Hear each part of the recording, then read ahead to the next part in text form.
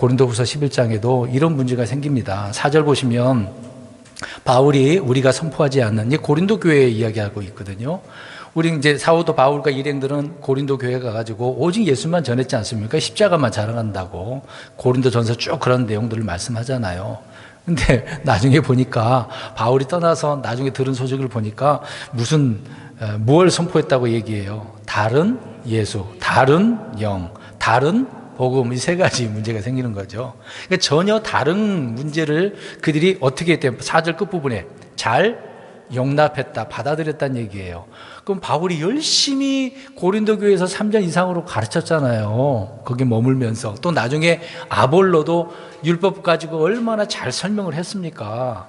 그랬는데도 불구하고 고린도 교회 성도들이, 사실 고린도 교회 성도들은 유대인들보다 이방 사람들이잖아요.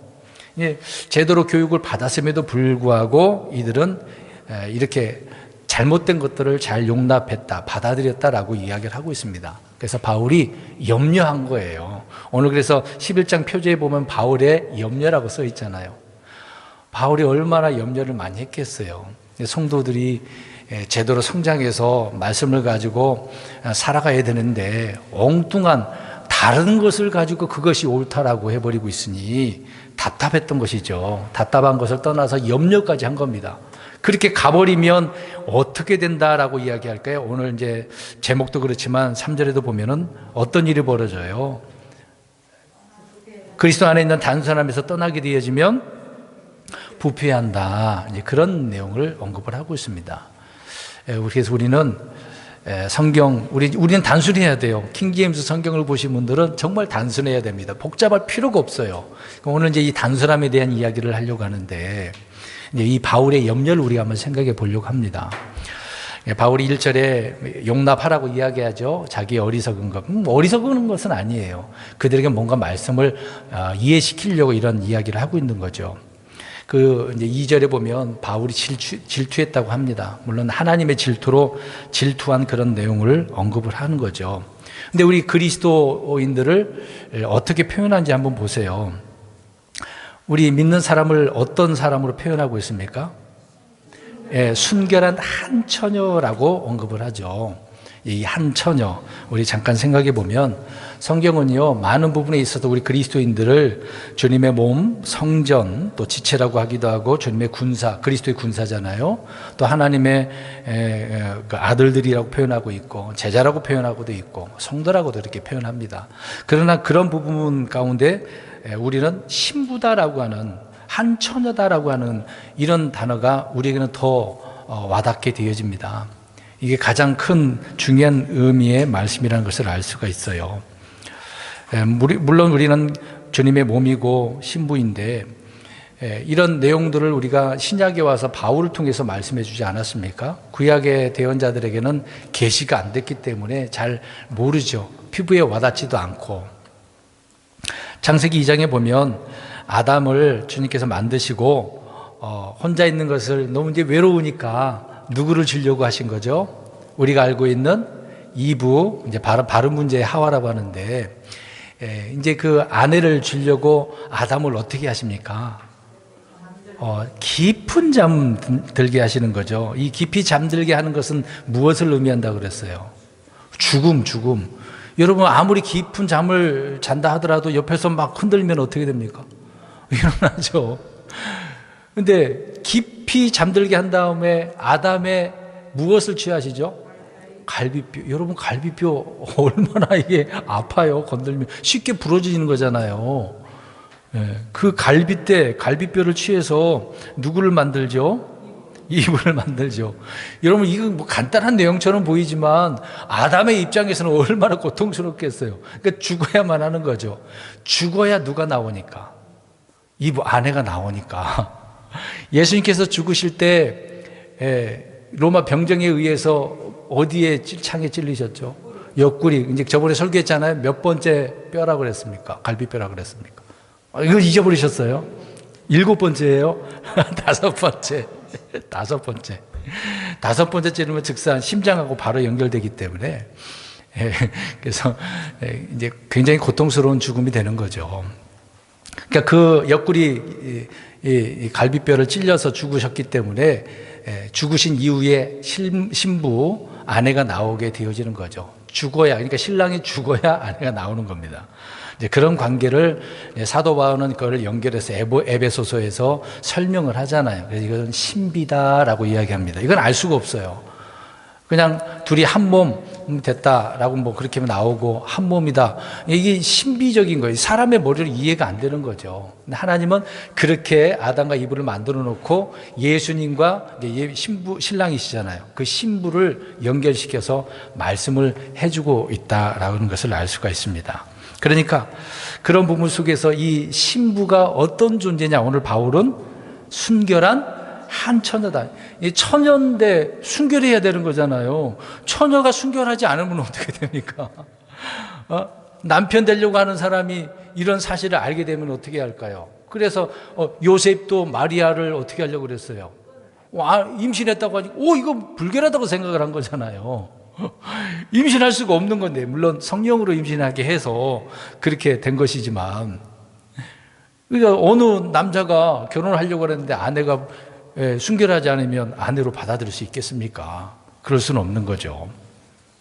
그런 것처럼 우리 예수님과 이렇게 한 부부, 한 영, 하나가 되려면은 어떻게 해야 되는 거죠? 순결해야 되는 거예요. 그러니까 바울은 지금 그러한 순결한 한 처녀로 신랑 되신 예수님과 어떻게 했다라고 되어져요? 2절에. 정혼시켰다라고 말씀을 하고 있는 거죠. 결혼시켰다는 얘기예요. 바울은 중매쟁이거든요. 그래서 연결시켜서 만나게 해서 한 몸 한 영 결혼하게 했다라고 말씀을 하고 있는 겁니다. 그러니까 바울은 지금 자기가 이제 고린도 교회 성도들에게 복음을 전해서 그렇게 해놨는데 문제가 생긴 거죠. 그래서 그 소식을 듣고 염려한 거예요. 가만히 있을 수 없는 거예요. 얼마나 이렇게 여러 번 가려고 했는데 못 간 그런 사정도 이제 언급을 하는 부분도 있지만, 바울은 어찌됐든 간에 그들에 대한 염려가 있어요.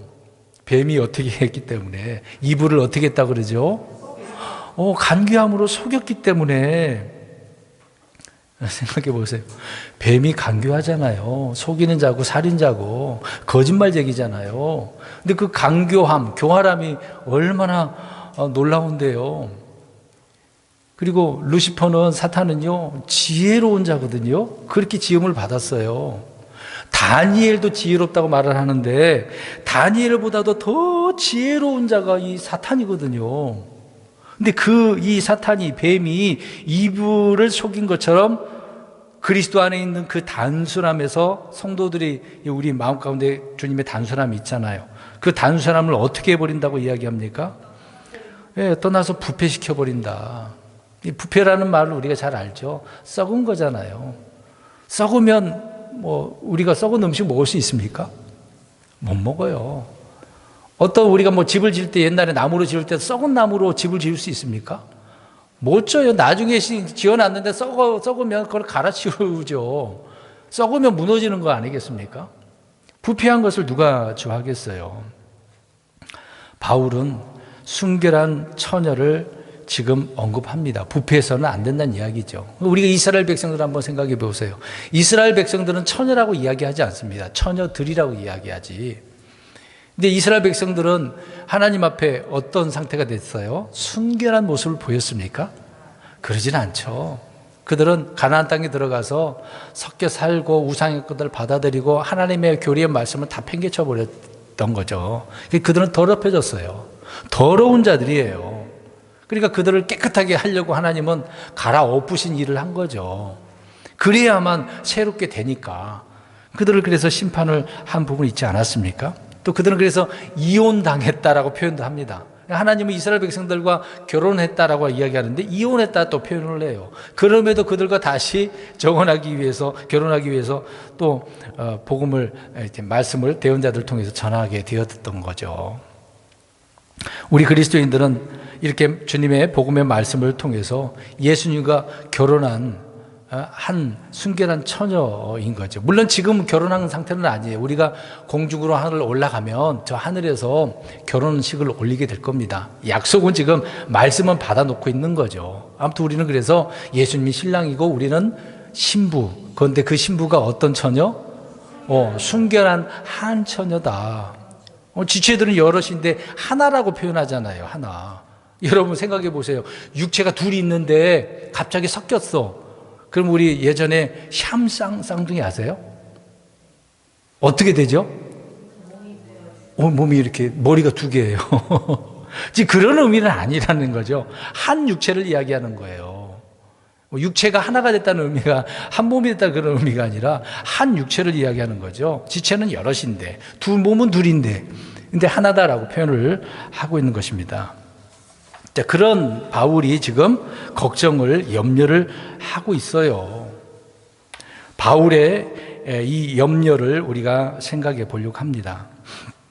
알다시피 뱀이 자기의 간교함으로 이불을 속인 것 창세기에 잘 나오고 있죠. 정말 마귀는 지혜로운 자로서 이런 속이는 자로서 어떻게 속이고 있는지를 우리는 성경을 통해서 잘 알고 있습니다. 그래서 사도 바울은 속지 말라라는 말들을 많이 하고 있는 거죠. 오늘 4절 말씀처럼 다른 예수, 다른 영, 다른 복음 지금 우리 주변에 있는 많은 교회들을 한번 보세요. 성경에 있는 예수님을 전하지 않습니다. 성경이 말하는 성령님 안전합니다. 다른 영을 전하고 있습니다. 마귀의 영을 받으라고 하고 있는 입장이거든요.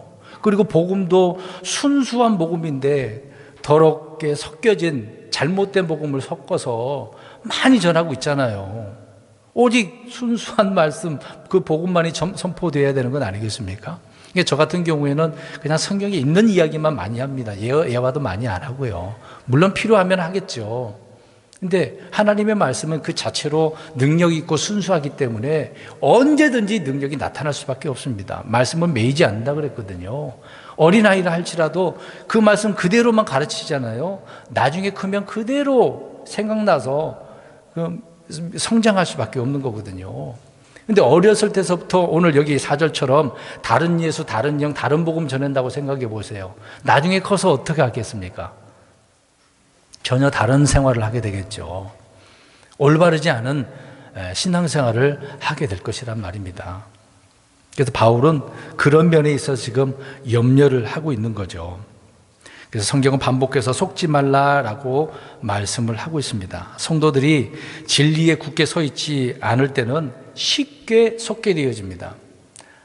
알지 못하는데 어떻게 이것이 옳은지 그런지를 판단할 수가 있겠어요. 그러니까 잘 속는 거죠. 기록된 말씀에 근거한 믿음이 아닌 상식과 지식과 이성과 어떤 경험과 체험 따위에 근거한 그런 믿음을 추구하는 사람들은 그래서 항상 어떻다? 쉽게 속는다. 제가 항상 그래서 강조를 하는 겁니다. 성경을 모르면 잘 속는다고요. 그래서 성경을 읽으라고 강조할 수밖에 없는 거죠. 우리 아이들에게 야, 책 많이 읽어라. 그건 나쁜 말은 아니죠. 그러나 성경을 더 많이 읽어라 그래야 되지 않겠습니까?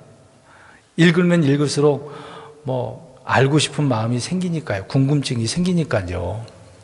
사실 저는 어렸을 때 잘 몰랐어요. 물론 주변에 막 여름 성경학교 한다 그래서 따라가서 교회 몇 번 간 적은 있었어요. 근데 몰랐죠, 그 당시에. 이제 고등학교 때 제대로 회심을 해서 주님을 영접하고 나서 성경을 읽으니까 너무도 궁금한 거예요. 이게 뭔 말인가. 그 당시 처음 접했는데 어떻게 알았겠어요. 성경을 살 돈도 없었는데. 돈도 없어가지고 지금 우리 자매가 사줘가지고요. 옛날 개혁 성경이죠. 정말 많이 읽어봤습니다. 그랬는데도 모르겠더라고요. 어떻게 알았겠습니까? 그냥 궁금해서 물어보고 그랬던 거죠. 그래서 사전을 찾아서 보라 그러니까 단어도 알아야 되니까 사전 찾아서 보기도 하고. 네, 그렇게 나갔었습니다.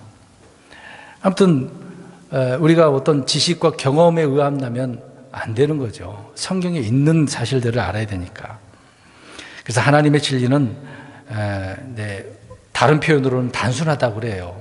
근데 단순하다라고 할 때는 사람들은 대부분 안 좋게 사용하거든요. 쟤 너무 단순해. 그 말은 무슨 말이에요? 무식하고 멍청하다. 그런 말로 사용되고 있죠. 잠언서에 보면 그런 단순함이 이중적으로 설명하고 있거든요. 그러니까 한편적으로는 쉽게 얘기해서 말씀하고 있는 것처럼 멍청해. 이해를 못해. 못 알아들어. 이제 그런 의미로 사용됩니다. 그러나 좋은 의미로는 주님의 말씀 진리는요 정말 단순합니다. 복잡하지가 않아요. 너무도 쉬워요. 하나님의 말씀. 근데 우리 성도님들이 성경 읽을 때 성경이 쉬워요, 어려워요? 이제 여기서 이제 문제가 생기는 겁니다. 성경 말씀이 이해가 되고 쉬우면 어떤 사람이라고 표현할 수 있는 거죠? 그렇죠. 근데 이해가 안 되고 어려워. 그러면 단순한 게 아니라 다른 말 단순함의 반대가 뭐예요? 복잡한 거예요. 복잡한 겁니다. 왜 복잡할까요? 몰라서. 다른 문제가 있는 거죠. 다른 것을 알고 다른 부분이 많이 차지하고 있는 것이니까. 근데 하나님의 진리는 단순한데 혼란스럽지도 않고 복잡한 것도 없어요. 단순함은 성경에 또 뭐 자유라고 표현하고 있고 질서라고 표현하고 있고 조화라고 표현하기도 합니다. 또 이 단순함이 있으면 안정을 취한대요. 안정. 평안이 있다고 이야기합니다. 그러나 무질서, 혼란, 부조화, 불안정은 이건 죄의 결과로 나타나는 현상이기 때문에 그러는 거거든요. 우리 먼저 성경을 한번 찾아볼까요? 야고보서 1장 8절 한번 보세요. 복잡함이라고 하는 것은 무질서와 혼란의 증거이거든요. 근데 하나님은 질서의 하나님이란 말입니다. 성도들은 구원받은 후에 생각이나 말이나 생활 방식이나 뭐든지 단순해야 돼요. 오늘 우리 표를 1년 내내 지금 이거를 강조하고 있는 내용인데 생활 방식은 믿음의 분량에 따라 이게 생활 방식이 단순해야 되거든요. 믿음 생활하는데 복잡하게 할 필요도 없어요. 근데 개신교는 얼마나 복잡하게 만듭니까? 아마 이것도 해야 되고 저것도 해야 되고 이해도 안 되는데 억지로 하라고 그러고 그렇게 하면 뭐 믿음이 생긴다고? 우리는 그렇게 할 수는 없거든요. 쉽게 해야지 왜 이렇게 어렵게 합니까? 믿음도 단순한 것이라고 이야기하죠. 생활도 단순해야 됩니다. 자, 야고보서 1장 8절 읽겠습니다. 시작.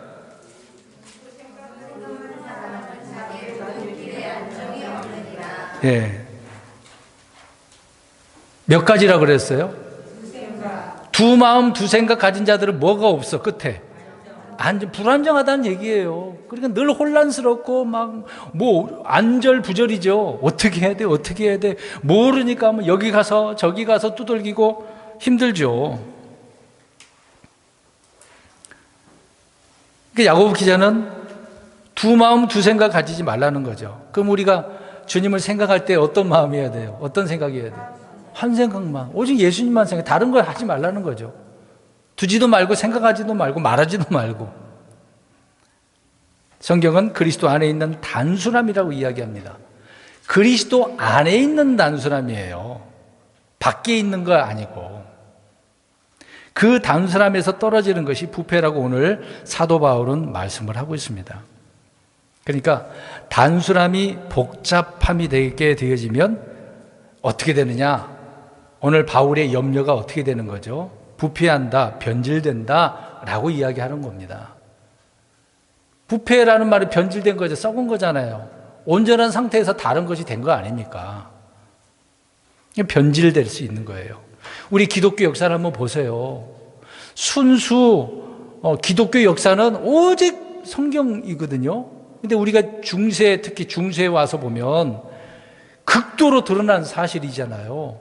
중세 시대 때에 성경은 필요 없어요. 교회가 하라는 대로만 하는 대로. 그러니까 성경 위에 교회라고 하는, 이제 그게 가톨릭이거든요. 자기들이 법을 만들어 놓고, 그러니까 성경 말씀 그 기준 위에 자기들의 법이 위라는 거죠. 그래서 좌지우지하고 그 당시에 성직자라고 하는 신부들이 얼마나 큰 권력을 가졌습니까? 그 중세 시대 때는 변질된 거예요. 썩어서 온전히 막 우리 이제 음식이 정말 썩을 대로 썩으면 어떻습니까? 그 냄새가 악취가 나죠. 우리 집에서 흔히 음식물 담아놓고 보면은 이제 그걸 지혜롭게 또 냉장고에 썩지 않게 하기 위해서 냉장고에 집어넣으신 분들이 있어요. 근데 안 집어넣고 그냥 놔두면 어떨까요? 우리 주부 되신 우리 자매님들은 그걸 알잖아요. 냄새 정말 심합니다. 그거 갖다 버려야죠. 그대로 놔두면 온 집안 어떤 냄새가 나요? 썩은 냄새. 그 냄새 맡고 어떻게 있겠습니까? 이 쓰레기 안 치우는 사람들도 많더라고요. 간혹가다 TV 어디 보면은 나중에 이사 갈 때 보니까 주인이 놀란 거야. 온 방마다 다 쓰레기가 있어. 얼마나 안 치웠으면. 그 쓰레기 치우는 비용만 해도 뭐 몇백만 원 든다고 나오더라고요. 그렇게 더럽혀진 상태에 있는 그 생각이나 마음을 한번 보겠습니다. 오늘 바울은 그 얘기를 하고 있는 거예요. 고린도 교회 성도들이 지금 이 지경이 된 거죠. 그래서 바울은 성도들의 마음이 그리스도 안에 있는 단순함에서 떠나는 것을 두려워한다, 염려한다라고 말씀을 하고 있는 겁니다. 그러니까 단순함에서 떠나는 순간 그 마음을 어떻게 되기 때문에? 부패되기 때문에. 그러니까 조마조마하는 거죠. 목양자의 입장에서 성도님들이 어떻게 신앙생활을 하는가 늘 조마조마하는 거거든요. 단순함에서 떠나는 것은 마귀의 간교함에 속은 결과로 드러나는 거예요. 그래서 오늘 3절에 누구 나오는 거예요? 뱀이 나오는 거잖아요. 뱀이 이불을 속인 것처럼 간교하게 속였다. 그러니까 속은 결과예요. 속은 결과. 그리고 저와 여러분들이 그리스도 안에 있는 이 단순함에서 떠났다라고 한다면 누구에게 속았다? 뱀에, 사탄에게, 마귀에게 속은 거예요. 마귀가 계속해서 귀에다가 속삭이잖아요. 뭔가 우리 마음에다가 다른 것을 넣어주니까. 오늘 11장 3절 보세요. 두 가지 강조를 합니다. 명사로 표현될 수가 있겠네요. 간교함, 단순함. 두 가지가 지금 대등해서 설명을 하고 있는 거예요. 바울이요. 뱀은 간교함으로 누구를 속인다? 성도들을 속인다. 이불을 속인 것처럼 믿음의 사람들을 속인다. 그래서 단순함에서 떠나게 한다. 그러나 우리 주님은 어떤 분이에요? 단순함. 예, 순전하시기 때문에 계속해서 유지할 수가 있는 거죠. 그래서 fresh, 신선하잖아요. 떠나면 부패하게 되는 것입니다. 우리는 그래서 이런 단순함이 얼마나 중요한가.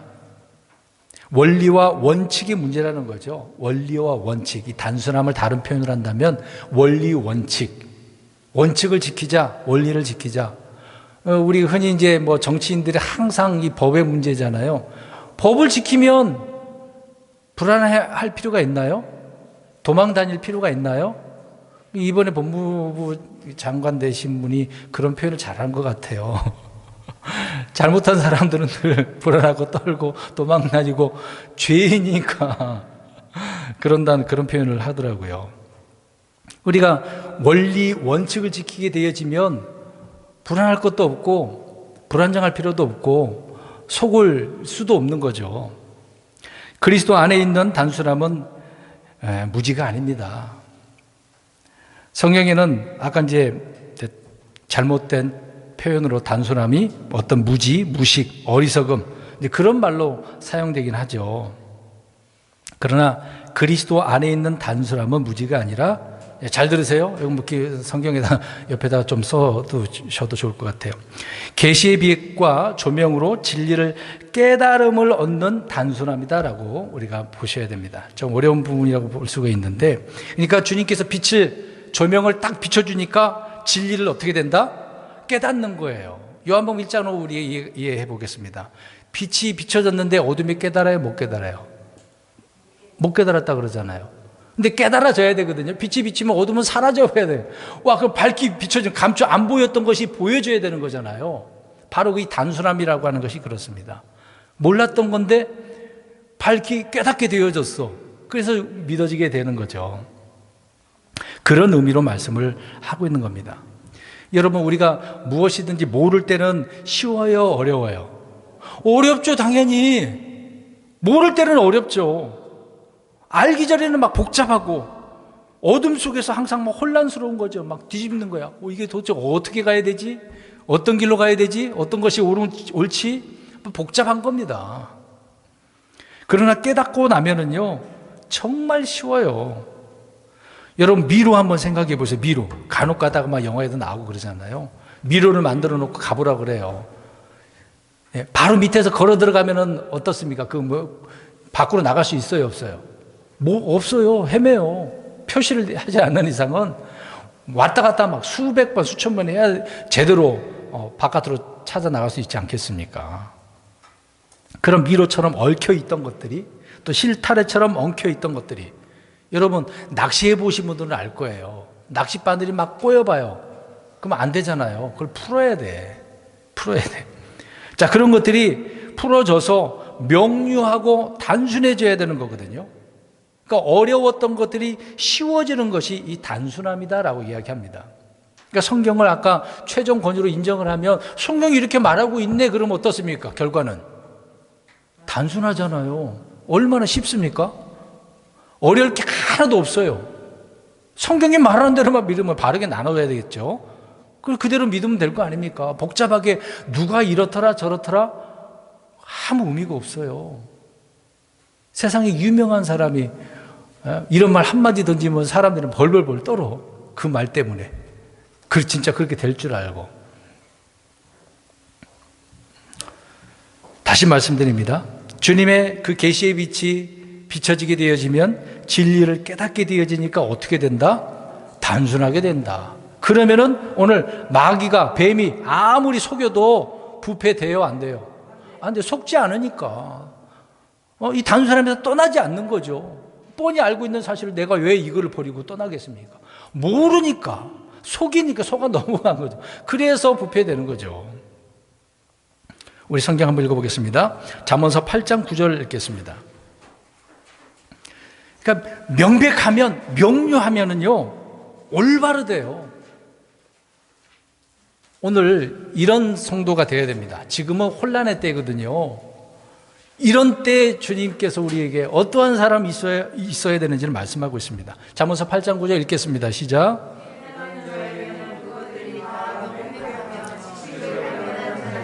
올바르다. 예, 깨닫는 자에게는 다 명백하대잖아요. 그러니까 못 깨달으니까 명백해요, 안 해요? 안 한 거죠. 늘 불안하고 복잡한 거예요. 그래서 신앙생활 하기가 힘들고 어려운 거예요. 성경을 읽어도 모르는 거예요. 여러분 아무리 국문학과 나왔다 하더라도요, 주님께서 깨닫는 마음을 주지 않으면 성경 읽어봤자 성경 몰라요. 세상에 석학들이 얼마나 많은데요. 못 깨닫는다니까요. 알 수가 없습니다. 잠언서 14장 6절에도 비웃는 자는 지혜를 구하여도 얻지 못하거니와 지식은 깨닫는 자에게 쉬우니라 그랬어요. 깨닫는 자에게 말씀은 쉬워. 어려운 게 하나도 없어요. 근데 이렇게 말을 하면 우리 성도님 지금 속으로 생각할 거예요. 성경 읽을 때 이해를 못하는데. 모르는 거 많죠. 당연히 그건 궁금증이지. 아직 못 깨달은 건 아니잖아요. 내가 많이 읽지는 않고 궁금하지 않으니까. 근데 읽고 있는데도 못 깨닫는 경우가 있어. 그러면은 문제가 있는 거죠. 주님께서 우리에게 깨달음을 주셔야, 금방 읽은 것처럼 주셔야 우리가 깨닫는 거죠. 무지론이란 어리석음은 이제 단순함이 되는 겁니다. 그것은 지혜의 결과거든요. 지혜의 결과로, 깨닫는 것으로 주어진 그 결과로 단순함을 주시는 거거든요. 쉽습니다. 이렇게 얘기하니까 목사님 너무 쉽게 얘기하는데 그럴지도 모르겠네요. 예를 들어서 이제 구원에 대한 이야기를 좀 해보겠습니다. 구원이 얼마나 쉬운데요. 하나님의 구원 계획은 너무도 쉽고요, 단순합니다. 세상에 어떤 철학자들 고증하는 그런 논문들 필요가 없어요. 말로 언어적으로 그런 의미 소용이 없습니다. 구원이라고 하는 것은 어려운 거나 힘들거나 복잡한 게 아니란 말이죠. 근데 종교인들은 굉장히 복잡하게 만듭니다. 우리 교회 성도님들 나오시고 계시지만 믿음 생활 하는데 어려워요, 쉬워요? 대답을 한번 해보세요. 먹고 사는 거 힘든 거 그런 거 말고 주님을 믿는 거에 대해서, 성경을 믿는 거에 대해서 쉬워요, 어려워요? 쉽잖아요. 어려운 게 아니거든요. 근데 대부분의 개신교 성도들은 굉장히 복잡하고 어렵게 신앙생활을 합니다. 안 믿어지니까. 본인이 스스로 뭔가 할 수가 없어서. 그래서 목사님 뭔가 말 좀 해줘요 그러는 거예요. 목사님 인도해 주세요 그러는 거예요. 그렇게 가겠다는 얘기죠. 본인이 결정할 수가 없어. 그래서 늘 불안한 거예요.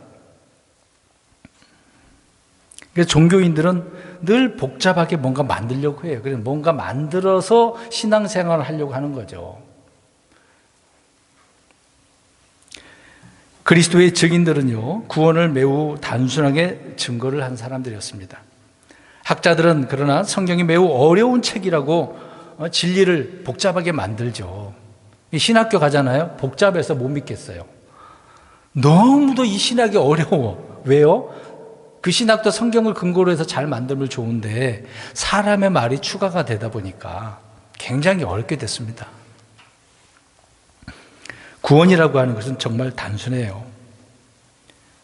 물어보겠습니다.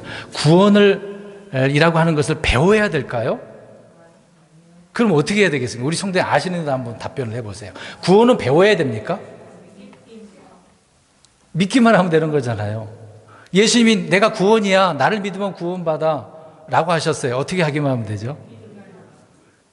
단순하죠. 근데 이게 복잡하다고 종교인들은 만드는, 어떻게 믿기만 하면 구원받아요? 이것도 해야 되고 저것도 해야 된다고 생각을 하는 거죠. 그래서 기도 생활도 열심히 해야 되고, 새벽 기도도 나야 되고, 11조도 하고 헌금 생활도 많이 해야 되고, 그렇게 해야만이 구원받는다라고 하는 게 문제예요. 그거는 이런 행위들은 구원받았기 때문에 나오는 결과잖아요. 그렇게 생각을 해야 되는데 반대로 생각하다는 게 문제가 되는 거죠. 뭔가 만들어서 자꾸 하려고 한다는 게 문제가 되는 거죠. 근데 받아들이면 끝나는 것입니다. 주님께서 말씀을 하시면 이제 부르시잖아요. 이제 한번 우리 로마서 10장 13절 가서 보겠습니다. 자, 어려운 게 하나도 아니에요. 우리 여기 계시면 다 구원 받으신 분들인데 구원이 얼마나 쉬운데요. 그래서 복잡하게 생각하는 불신자들의 입장에서는 어려운 거죠. 로마서 10장 13절 어떻게 하기만 하면 쉬운지 한번 보겠습니다. 10장 13절 시작. 자, 구원받는 방법 알려줬네요. 어떻게 하면 돼요? 주의 이름 부르면 되잖아요. 있는 그대로. 그래서 예수님 부르면 되잖아요. 있는 성경 구절 그대로잖아요. 부르면 구원받는데, 불러갖고 되겠어요? 교회도 나가야 되고 뭣도 해야 되고 뭣도 해야 되고 붙이겠죠. 어려운 일이 아니에요. 복잡한 일도 아닙니다. 너무도 단순해요. 그러면 우리 구약에 있는 이집트에서 나왔을 때 이스라엘 백성들 보겠습니다. 하도 불평을 하니까 하나님께서 하늘에서 불뱀을 내려줬네. 막 물었어. 사람들이 이제 죽기 일보 직전이야. 근데 막 부르짖고 있어. 근데 하나님께서 모세를 통해서 그들을 살리는 방법을 알려줬네요. 어떻게 하라고? 장대에 녹병을 만들어서 장 높은 데 매달고 가는 데마다 소리쳐서 이거 쳐다봐! 그래, 쳐다봐. 쳐다보기만 하면 어떻게 된다 그랬어? 그러면 어떻게 해야 돼요? 쳐다봐야지. 근데 마음이 강팍한 사람은 쳐다보겠어요? 안 보겠어요? 아니, 무슨 그걸 쳐다본다거나, 무슨, 주사를 맞든가, 약 처방을 해줘야지. 예? 그러면 살아날 줄 알고. 그래서 안 믿는 거죠. 단순한 거예요. 쳐다보기만 하면 되는 건데. 어려울 게 아니지 않습니까? 예수 그리스도의 이름을 부르라고 그랬는데, 고집 피우잖아요. 오늘 아까 로마 10장 13절 읽었잖아요. 근데 사람들은, 그까짓 그 이름 부른다고 구원받아? 안 부르잖아요. 예수님의 이름을 우습게 생각하니까. 이름 자체가 무슨 뜻이죠? 예수님 자체 이름이 구원자라는 뜻이지 않습니까? 이는 그가 자기 백성을 구원할 자다라고 말씀하고 있는 거죠. 구원자라는 뜻이거든요. 그런 이름을 아무나 주지 않았다라고 이야기하지 않습니까? 근데 그 예수님의 이름을 부르면 되잖아요. 예수님 그러면 되지. 강박한 사람은 안 부른다니까요. 따라서 해보세요. 그러면 안 해. 우리 전도할 때도요. 보면은 예수님 따라 해보세요. 이름 한번 불러보세요. 안 부른다니까요. 정말 강박한 사람은 안 불러요. 여러분, 한 예로 아이들이 급할 때 엄마, 아빠 불러요? 안 불러요? 부르죠. 애기들이 얼마나 엄마, 아빠라고 부릅니까? 사람들도 급할 때 누군가 도움을 청하지 않습니까? 다급하면 부를 수밖에 없어요. 불러야죠. 안 불렀다가는 못 부를 수 있는 그런 상황도 있겠습니다만은 불러야죠. 고함을 쳐야 되지 않겠습니까? 우리가 어떤 뭐 상점에 들어가서 점원을 누구를 부를 때도 뭐 내가 뭐 사야 되니까 그걸 찾기 위해서 부를 수도 있는 거 아닙니까? 그러면 만약에 내가 막 찾아 큰 마트 가보면 쉽게 찾을 수 없잖아요. 그래서 나 혼자 찾으려면 어떨까요? 거기 있는 마트를 다 어떻게 해야 돼요? 돌아다녀야 되잖아요. 근데 어디 있는지 몰라 그러면 점원을 불러서 그 문제를 쉽게 해결할 수 있는 거 아닙니까? 근데 고집 피는 사람은 부를까요? 안 부를까요? 안 불러요. 그냥 그렇게 고집 있는 사람은 나는 그냥 둘러본다라는 핑계를 대면서 그렇게 찾는 사람 많아요. 아니 쉽게 물건 빨리 사갖고 가야지. 뭐 쇼핑하러 갔나? 뭐 아이 쇼핑하러 갔는가요? 단순한 거거든요. 그냥 부르기만 하면 되는 거예요. 성경은 그렇게 말씀을 하고 있습니다. 그러니까 구원이라고 하는 것은 부르심을 받았을 때 오는 것만큼 단순하다. 그냥 불렀으면 가면 될 거 아닙니까? 우리 요한복음 10장 가서 보겠습니다. 10장 9절. 예수님은 내가 문이다라고 했어요. 자, 그 문이 열려져 있을까요? 닫혀져 있을까요? 우리 요한복음 10장 9절 보겠습니다. 이 구절에 보면 문이 열렸다는 단어는 안 나와요. 근데 읽어보면 그 문이 닫혀져 있는지 열려져 있는지 알 수 있어요. 읽어봅니다. 시작. 내가 곧 문이니 누구든지 구원을 받고 들어가고 나오면 문이 어떻게 되어져 있어요? 열려져 있네? 열려져 있어요. 예수님이 문이래. 열린 문이잖아요. 예수님은 그 문으로 들어가면 되는 거 아니에요. 언제든지 들어가고 나가고 구원받고 들어가면 구원받고 들어가고 나오면 무엇을 얻는다? 꼴을 얻는다. 그 문을 통해서만 우리가 이렇게 되는 거죠. 다른 문은 없어. 이 예수님 문 말고 다른 문은 있어요? 없어요? 근데 마귀가 그런 문을 만들어 놨네. 오늘 본문에 나오잖아요. 고린도 교회 성도들을 얼마나 간교하게 그렇게 속여서 이런 문으로 들어가게 만들었는데 그래서 다른 예수, 다른 영, 다른 복음이 나오는 거예요. 글로 들어가라고. 문제가 생겼지 않습니까? 그러니까 바울이 염려하는 거예요. 질투하면서 내가 너희들을 그리스도께 한 처녀로 이렇게 중매를 해놨는데 정원시켜놨는데 지금 부패되고 있어? 지금 그들을 용납했어? 얼마나 답답하겠습니까? 정말 답답하죠. 구원이라고 하는 것은 목이 마르면 물을 마시는 것만큼 쉬워요. 그래서 이사야 55장 1절에 말씀하잖아요. 물로 나와. 돈 없는 자도 와서 사 먹긴 하는데 그냥 먹어 그러잖아요. 돈 없는 자가 돈을 낼 수 있습니까? 없습니까? 없죠. 그냥 오라고 하시잖아요. 돈 없어? 그냥 오래니까 공짜야. 여러분 구원은 공짜거든요. 돈 낼 필요가 하나도 없어요. 우리가 뭘 할 필요도 없잖아요. 주님을 믿는 자들에게는 영존하는 생명을 주신다고 말씀하고 있는 거죠. 그러니까 오늘날 사람들은 행하는 것보다 믿는 것을 정말로 어렵게 생각을 해요. 어려운 게 하나도 아닌데. 그러니까 있는 그대로 믿으면 되는 거 아닙니까? 사실 저도요, 킹제임스 성경을 알기 전에는 굉장히 복잡했습니다. 힘들었어요. 이해가 안 된 부분이 너무도 많았거든요. 그래서 성경 읽어도 이해도 안 되고 계시록만 보면 막 두렵고 성도님들이 계시록 물어보면 불안해가지고 물어보지 말아라 속으로 얼마나 그랬겠습니까?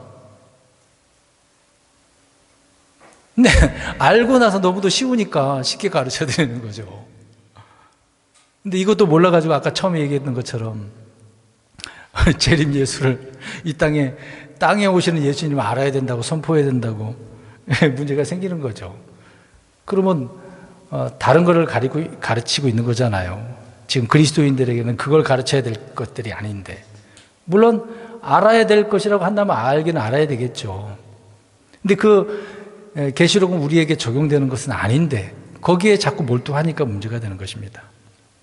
자, 그러면 문제입니다. 사람들은 소유에 대한 욕심을 버리기만 하면은 삶은 어떨까요? 단순해지는 거거든요. 근데 내가 가지고 있는 거 안 버리려고 하니까 복잡한 거예요. 여러분, 우리 이사할 때마다 자주 버리세요? 아니면 끝까지 그걸 가지고 다니세요? 어떻습니까? 대부분 버리실 거예요. 예, 오래된 거 잘 안 쓰는 거 버려버리고 새 거 사서 쓰려고 하잖아요. 근데 안 버리고 계속해서 다닌다고 생각해 보세요. 이사 많이 하게 되지면. 어떻습니까? 짐이 되고 막 쌓여지게 되는 거잖아요. 때로는 그래서 우리는 좀 정리도 해야 돼요. 필요 없는 것들, 불필요한 것들은 버려야 돼. 우리가 단순해지려면 버리셔야 된다는 얘기예요. 그리스도 안에 있는 단순함인데 내 복잡한 생각들, 복잡한 삶, 복잡하게 얽히고 설켜져 있는 것들, 이거 안 버리니까 내려놓으라고 하잖아요. 주님은 야, 내게로 오려면은 복잡한 것도 다 내려놔라. 무겁지? 내려놔. 내가 쉽게 안식을 누릴 수 있도록 가볍게 해줄게. 주님은 그렇게 말씀하시잖아요. 근데 내려놓아요, 안 내려놓아요? 자, 오늘 내려놓으신 분 손 들어보세요. 안 내려놓으신 분 손 들어보세요. 교회 오실 때 지난 한 주간의 삶 너무도 버겁고 힘들고 괴로워서 힘들게 이 자리에 오셨습니까? 어떠셨어요? 오늘 그런 것까지라도 우리는 버려야 돼요. 다 내려놓으셔야 됩니다. 물론 삶은 계속해서 힘들 수도 있어요. 욕심을 버리기만 해도 정말 단순해집니다. 더 넓은 곳, 넓은 집, 더 큰 차, 더 좋은 환경, 그런 것에 우리가 집착을 하다 보면 그런 것들이 우리 성도님들을 안에 있는 우리 하나님을 밀쳐내는 거예요. 하나님을 밀쳐내고 이런 것들이 차지하는 거죠. 그래서 이제 복잡한 겁니다. 안정을 취하지 못하는 거고. 여러분, 지금은 만문 시대지 않습니까? 그래서 만문을 섬기게 되는 거죠. 근데 하나님과 만문을 겸하여 섬길 수 있어요, 없어요? 없어요. 둘 다 가질 수 없어요. 그러면 단순한 결정을 해야 되는 거 아니겠습니까? 어떤 것을 선택해야 됩니까? 하나님입니까? 만몬입니까? 하나님이죠. 그래도 만몬, 돈이 물질이 필요하면 그렇게 말하면 안 되고 주님이 먼저가 돼야 되겠죠. 그 다음은 주님이 알아서 그런 것도 책임져 주시겠죠. 담심은 우상숭배라고 했으니까. 아무튼 우리 신앙생활은 매우 단순해야 됩니다. 그래서 교회 다니는 일, 또 성경을 공부하는 거, 이거 힘든 일이라고 생각하시면 안 돼요. 만약에 그렇게 느껴진다고 한다면 오늘 바울이 말하는 것처럼 어떻게 될까 봐, 단순에 따라서 부패될까 봐 염려가 되는 거죠. 근데 우리 하나님이 얼마나 염려하실까요? 하나님도 조마조마하실지도 몰라. 왜? 여기 계신 분들이 다 하나님의 자녀들이잖아요. 성도들이잖아요. 주님의 백성들인데 내 자녀들이 이렇게 안절부절 불안정하고 있으면 얼마나 하나님도 안타까워하시겠습니까? 우리는 성경이 이해하기 어렵고 무겁고 버겁게 느껴진다면 뭔가 잘못된 겁니다. 단순하지 않고 복잡한 거예요. 다른 것이 들어와져 있는 겁니다. 내 머릿속에, 내 생각 속에. 그런 것들을 우리는 정리를 해야 되는 거죠. 우리 지금 이제 2022년도도 몇 개월 남았습니까? 3개월도 안 남았어요. 그렇죠? 2달하고도 한 10일 정도? 그러면 우리가 정리를 해야 되지 않겠습니까? 한 해 동안 복잡했던 거, 단순하지 못했던 거, 정리를 하면서 주님 앞에 단순한 믿음으로 이 유정의 미를 거둬야 되지 않을까요? 올 한 해도 마무리를 좀 잘해야 되는데 여전히 이제 중간에 잘못됐던 것들 끌고 가면 다음에는 어떻게 하겠습니까? 더 힘들고 어렵겠죠. 성경에 보면은요, 마태복음 18장 24절에 보면은요, 어린 아이들과 같이라는 말씀을 하고 있습니다. 뭐뭐와 같이라는 단어를 쓰고 있어요. 왜? 아이들은 어떨까요? 그 마음이? 그렇죠. 잘 알고 계시네요. 단순한 걸 알고 계시네요. 우리 그리스도인들도 아이들과 같이 단순해야죠. 근데 어른들은 복잡해. 왜? 먹고 사는 일이 있어서 이것도 저것도 막 괴롭죠. 자녀 문제도 그렇고 가정 문제도 그렇고 남편과 아내가 서로 트러블이 생기면 더 복잡해지고 별의별 생각, 헛된 생각이 다 들어오는 거예요. 그러면 막 힘들지 않습니까? 우리는 이런 부분을 주님의 말씀을 통해서 어린 아이들과 같이 단순하게 생각들을 하셔야 됩니다. 그래서 단순한 믿음도 필요한 것이죠. 복잡한 생활, 복잡한 환경, 또 인간관계는 물론이고 우리의 마음도, 복잡한 마음을 단순하게 정리하고 버리셔야 된다는 겁니다. 그래서 결론적으로 마귀가 에덴에서 강교함으로 이브를, 여자를 속였듯이 지금도 이렇게 단순함에서, 그리스도 안에 있는 단순함에서 떠나게 함으로 부패시키니까 우리는 부패되지 않냐고 늘 순결한 한 처녀로 주님 앞에 있는 저와 여러분들이 되시기를 주의 이름으로 축원합니다.